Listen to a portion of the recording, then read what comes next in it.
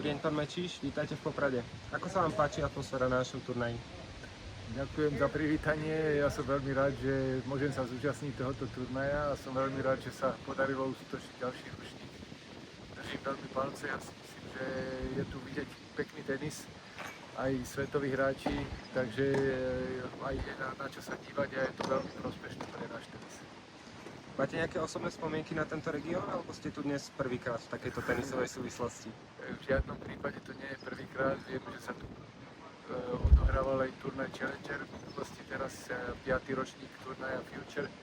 Takže myslím si, že Poprad má za sebou aj väčšiu minulosť a veľmi si to vážim, že takýto turnaj sa tu už dlhé roky usporiadáva. Sme veľmi radi. A keď sa obzriete späť, na ktorý moment svojej kariéry si spomínate najradšej? No tak tá kariéra síce nebola veľmi dlhá, ale nedá sa vyvinúť vyňať len jeden moment.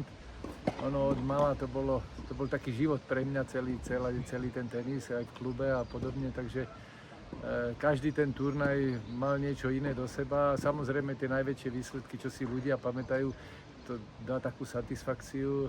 Aj tá olympiáda bol strašne veľký zážitok, vôbec sa tam dostať, lebo keď som bol malý chlapec, som to vždycky pozeral v televízii a tedy tenis nebol na olympiáde, takže to bolo už to, že som sa tam mohol zúčastniť, to bolo fantastické plus.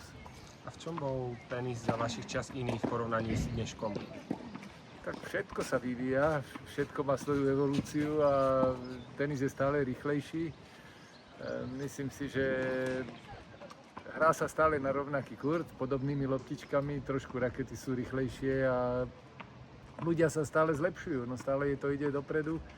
Progres je väčší a myslím si, že je dôležité, že ľudia ho hrajú radi a že sa stále posúvame dopredu.